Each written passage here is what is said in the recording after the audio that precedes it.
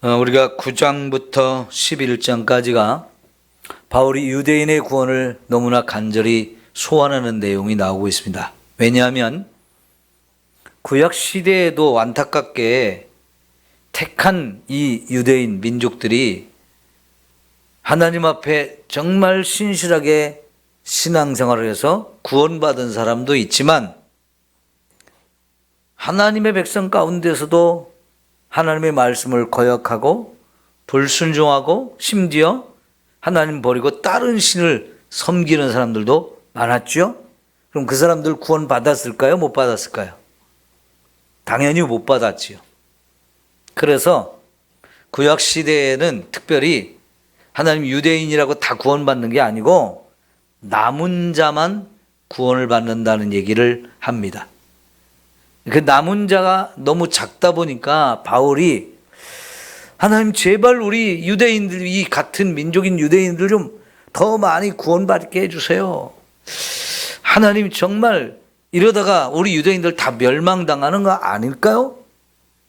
제발 우리 민족 좀 구원해 주세요. 너무나 안타까운 마음으로 기도하면서 과연 하나님이 이스라엘 민족을 어떻게 할까? 이게 궁금했어요. 그런데 구약 성경을 또 자세히 읽어보니까 하나님은 유대인을 잠시 넘어뜨리게 해가지고 그 구원의 복음이 이방인에게 흘러가서 이방인을 잔뜩 구원하게 되고 그 이방인이 많이 구원받는 걸 보면서 구원받지 못하던 유대인들이 시기가 나서 아유 나도 하나님 믿어야지, 예수 믿어야지 하면서 유대인들이 막 예수를 믿게 돌아오는 그런 과정을 보게 되면서 하나님이 유대 민족 선택한 거 포기한 게 아니고 잠시 그들을 이렇게 넘어지게 하고 하나님 떠나게 했지만 하나님이 다시 유대인들을 회복시켜서 그 유대인들의 거의 대부분을 구원하는 일이 이루어진다는 것을 깨닫게 됐어요. 그래서 오늘 이제 26절, 27절을 한번 우리 볼게요. 자, 시작. 그리하여 온 이스라엘이 구원을 받으리라. 네, 온 이스라엘이 구원을 받게 된다라고 말하는데 그 다음에 이사야서에서 두 곳의 말씀을 인용해서 그 이야기를 설명하거든요. 읽어봅시다. 기록된 바 시작. 기록된 바 구원자가 시온에서 오사 야곱에게서 경건하지 않은 것을 돌이키시겠고. 일단 여기까지. 여기 말씀은 이사야 59장에서 나오는 구절을 인용하고 있어요. 보면 구원자가 어디에서 나온다고요? 시온에서 나온다. 이 시온이란 말은 예루살렘을 부르는 다른 이름이에요. 그런데 여기서는 예루살렘을 의미하기도 하지만 이 시온이 유대인 전체를 의미하기도 합니다. 그러니까 구원자가 이 유대인에게서 온다는 거지요. 그리고 예수님이 유대인으로 태어나셨잖아요. 그 유대인 가운데 제일 먼저 예수님이 오셔서 유대인들을 구원하기 위해서 일을 하시는데 야곱에게서 경건하지 않은 것을 어떻게 한다고요? 돌이키시겠고. 경건하지 않으면 심판받아서 멸망받아야 돼요. 그런데 놀랍게도 하나님이 구원자를 보내주셔서 경건하지 않은 유대인, 하나님 예수님을 믿지 않는 그 유대인들을 돌이킬 때가 온다는 거예요. 이게 바로 26절 첫 부분에 그리하여 온 이스라엘이 구원을 받으리라 하는 이 말씀을 설명하고 있는 내용이다. 이 얘기를 합니다. 그 다음에 27절 이것도 이사야 27장에 나오는 말씀이거든요. 자, 다시 제가 읽을게요. 내가 그들의 죄를 없이 할 때에 그들에게 이루어질 내 언약이 이것이라.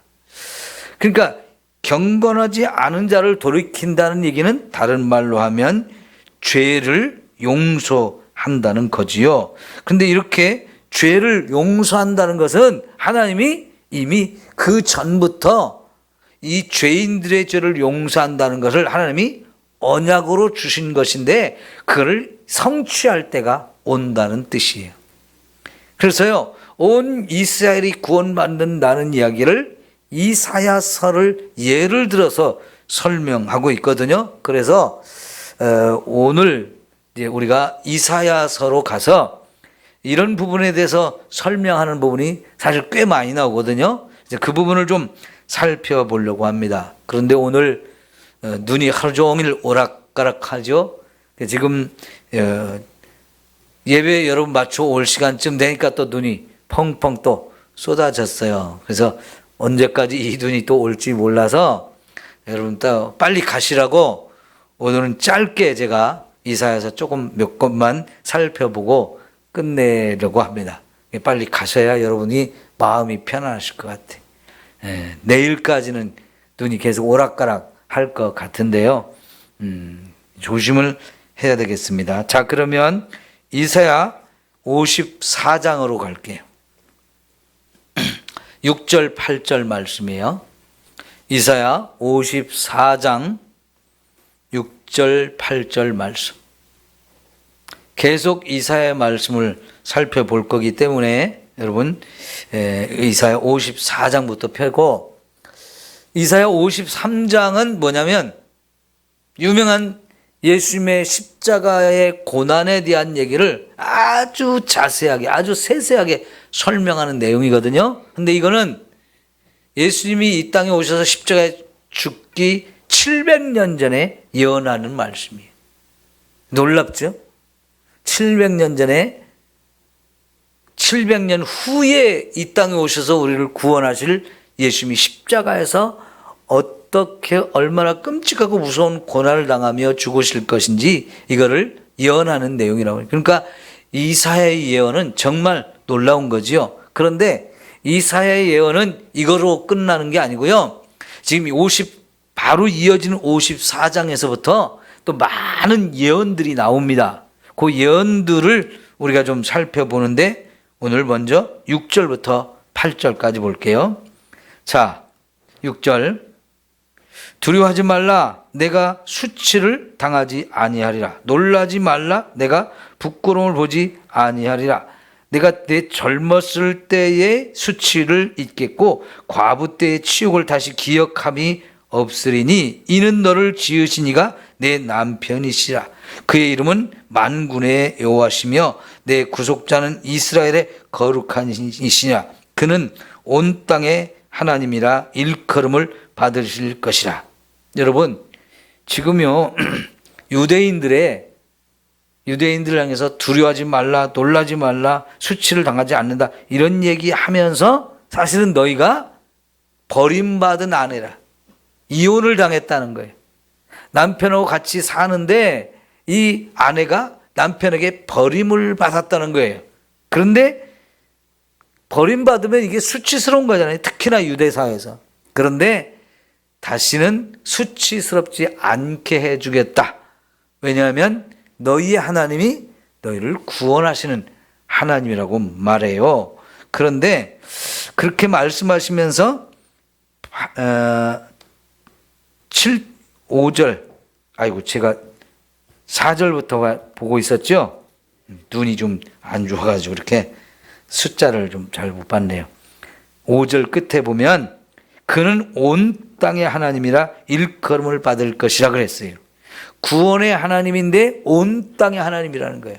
그러니까요, 이 이야기는 뭐냐면 53장에서 예수님을 통해서 우리 죄인을 구원하잖아요. 그런데 이제 구원의 범위가 유대인에게만 미치는 게 아니고 이 구원이 온 땅으로 퍼져서 온 땅의 이방인들까지도 예수님을 통해 구원받는 역사가 이루어질 것을 말하고 있는 건데요. 여호와께서 너를 부르시되 마치 버림을 받아 마음에 근심하는 아내 곧 어릴 때 아내가 되었다가 버림받은 자에게 함과 같이 하실 것임이라. 이 버림받은 아내를 다시 하나님이 불러주신다는 거예요. 그래서 내 하나님이 말씀하셨느니라. 내가 잠시 너를 버렸으나 큰 긍휼로 너를 모을 것이다. 유대인들을요 하나님 버리셨다는 거예요. 그 얘기는 뭡니까? 우리가 로마서를 보면 유대인들이 예수님 구원자인 예수님을 안 받아들이잖아요. 그래서 이 복음이 이방인에게 넘겨지고 유대인들은 버림받은 자처럼 이렇게 되어 있는 부끄러움 당하는 상태에 있었는데 너를 버렸으나 잠시 그랬다는 거예요. 이제 하나님이 큰 긍휼로 너를 어떻게 한다고요? 모을 것이라고 말씀하잖아요. 그러니까 버렸던 유대인들, 예수님을 모르고 믿지 않았던 그 유대인들이 돌아와서 예수를 믿고 구원받는 역사가 이루어진다는 거예요. 그럼 우리가 로마서 9장부터 11장까지의 내용을 정확하게 이렇게 표현하고 있는 걸 볼 수가 있죠. 8절, 내가 넘치는 진노로 내 얼굴을 내게서 잠시 가렸으나 영원한 자비로 너를 긍휼히 여기리라 그러셨어요. 예. 잠시 버렸지만 영원한 자비, 영원한 긍휼을 너희에게 보여줄 거다 이렇게 말씀을 하시잖아요. 그러니까 우리가 지금 이런 이야기를 생각할 때에 로마서 9장부터 11장까지 내용과 연결시켜서 생각해 보시면 우리가 잘 이해가 될 겁니다. 그러면 좀 넘겨서요 55장으로 갈게요. 4절 5절 55장 4절 5절 말씀. 자, 제가 보겠습니다. 보라, 내가 그를 만민에게 증인으로 세웠고 만민의 인도자와 명령자로 삼았나니 그랬어요.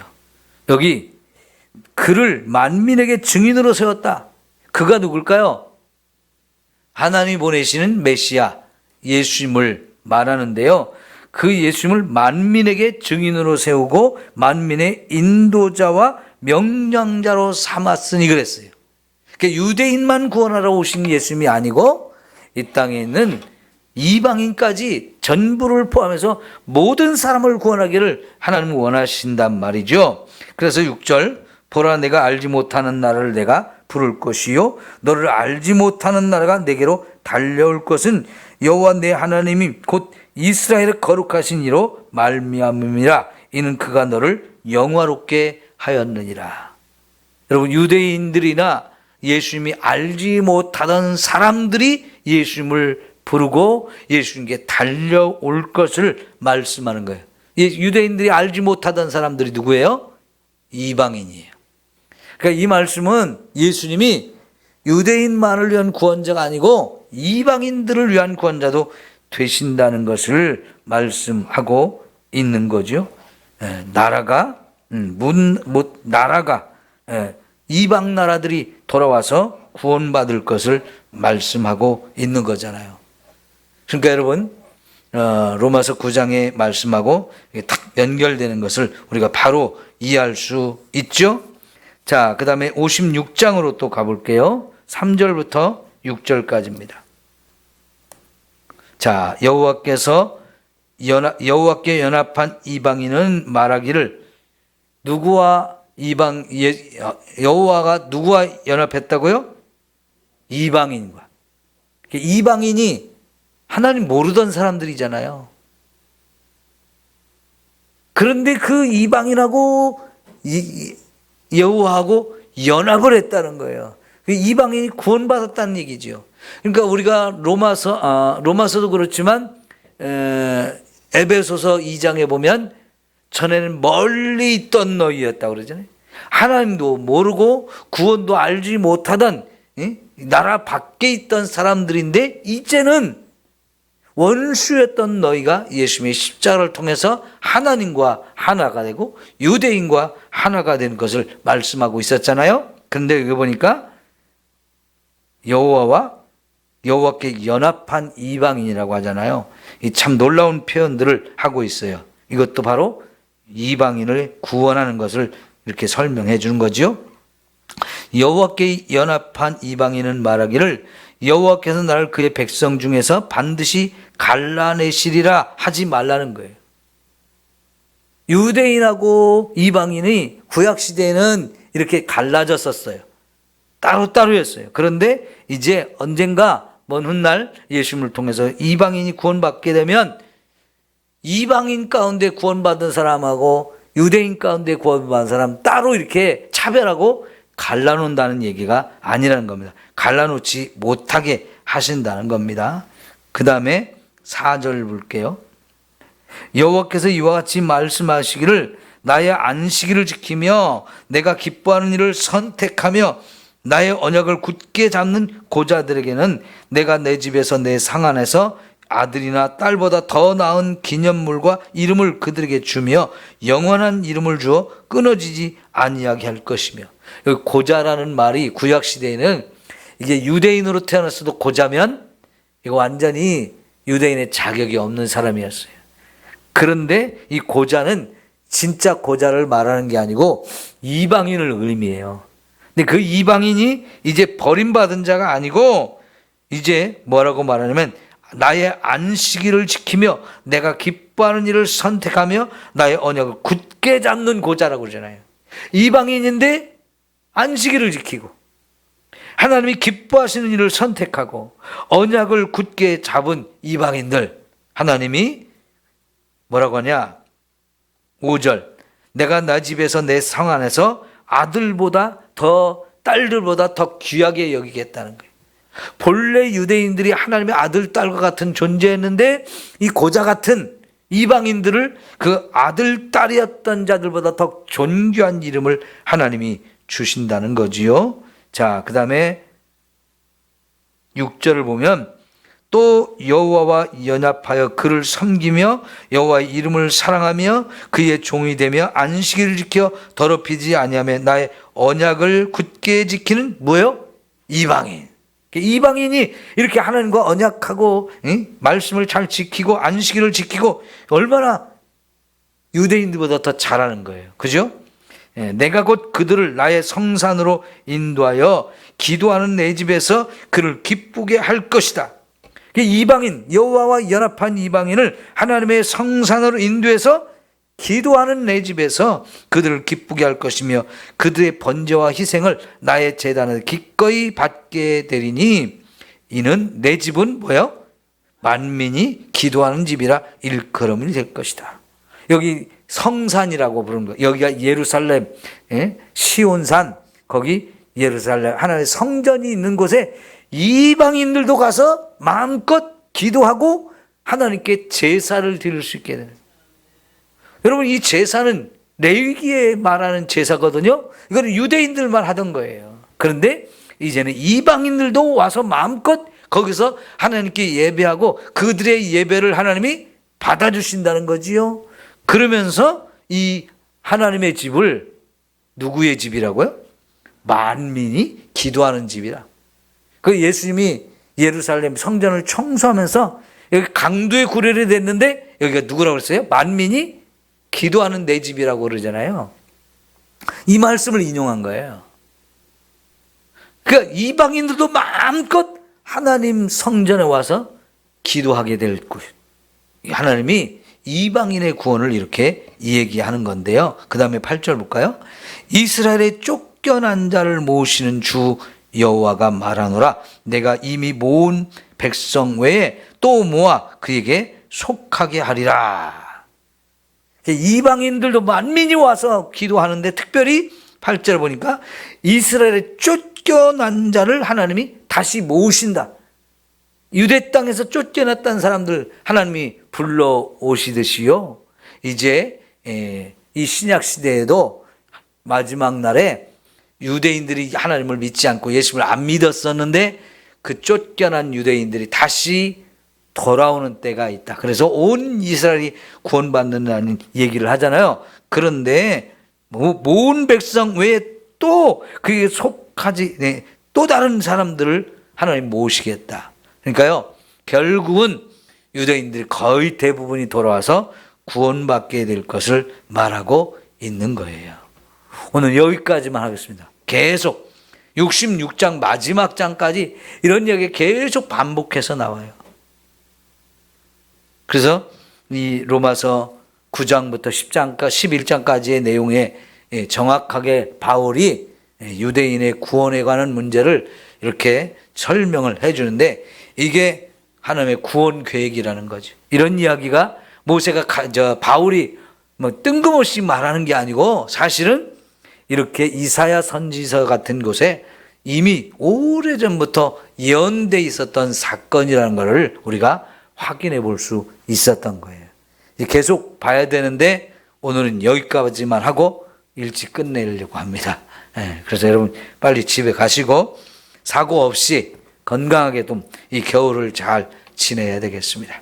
기도합시다.